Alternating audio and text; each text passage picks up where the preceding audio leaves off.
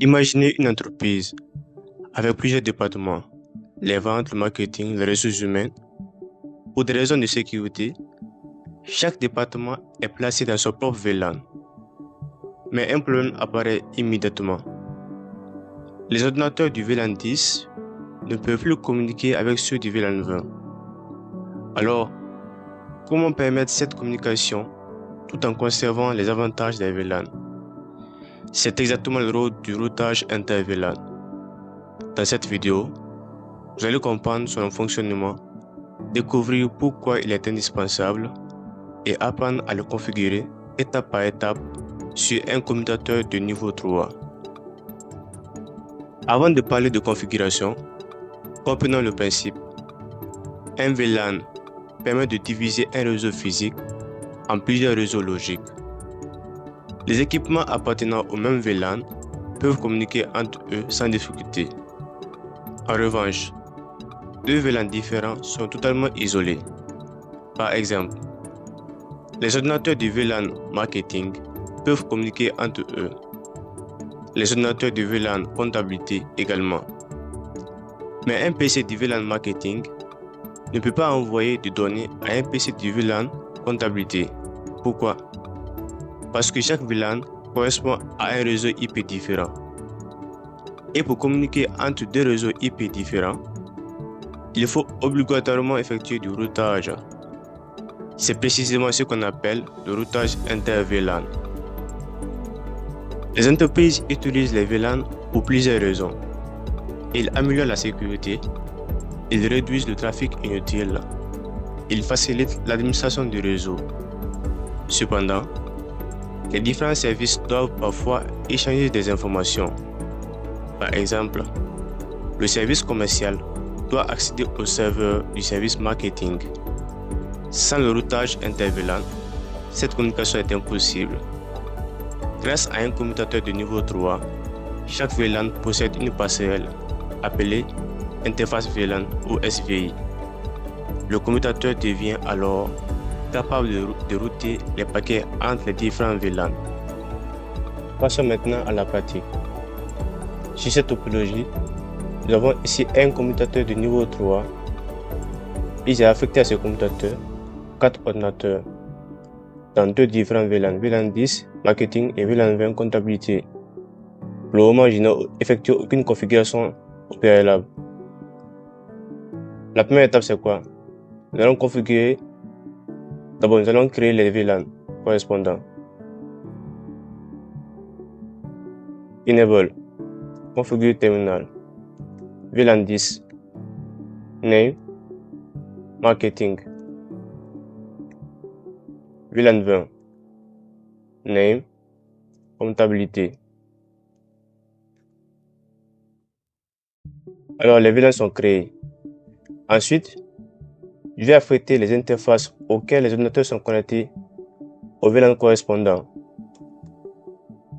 Interface range, face Ethernet 0/1 à 2. Juste port, mode, accès. Juste port, accès, VLAN 10. Interface range. Interface range, face Ethernet 0/3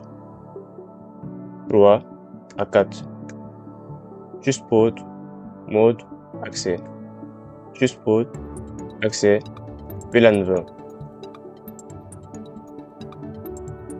À présent, je viens de créer les VLAN et ensuite j'ai affecté les ports aux différents VLAN. À présent, je vais affecter à ces VLAN une adresse IP qui servira de passer par défaut pour les ordinateurs. Qu'est-ce que je vais faire? Je tape interface VLAN 10.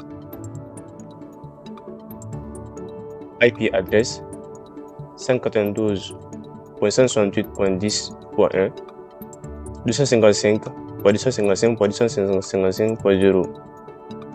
Non shutdown. Interface VLAN 20. IP adresse 192.168.20.1 255.255.255 .0 non shutdown. Alors, il y a une commande très importante à ne pas oublier. C'est la commande qui permettra au commutateur d'activer sa fonctionnalité de routage. Cette commande est IP routing. IP routing. À ce niveau, toutes les configurations nécessaires pour le routage inter-VLAN ont été effectuées sur le commutateur. Je vais enregistrer la configuration do write. À présent, nous allons passer à la vérification.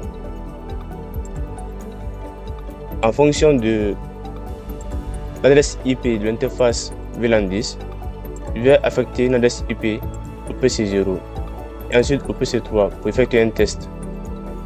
Je clique sur le PC0.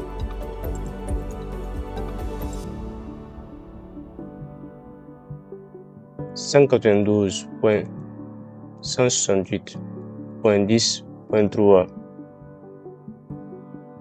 Ici, la password par défaut sera l'adresse IP de l'interface VLAN 192.168.10.1. Ensuite, je vais attribuer une adresse IP au PC3.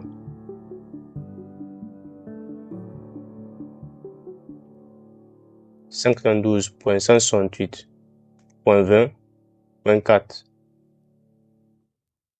Passerait par défaut 192.168.20.1. Pour vérifier la connectivité, je vais me connecter au niveau du PC0. Je vais utiliser la commande ping pour tester la connectivité.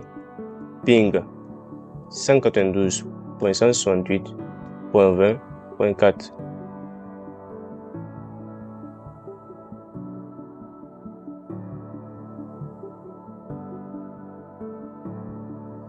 Alors, cela veut dire que la configuration a bien et bien marché.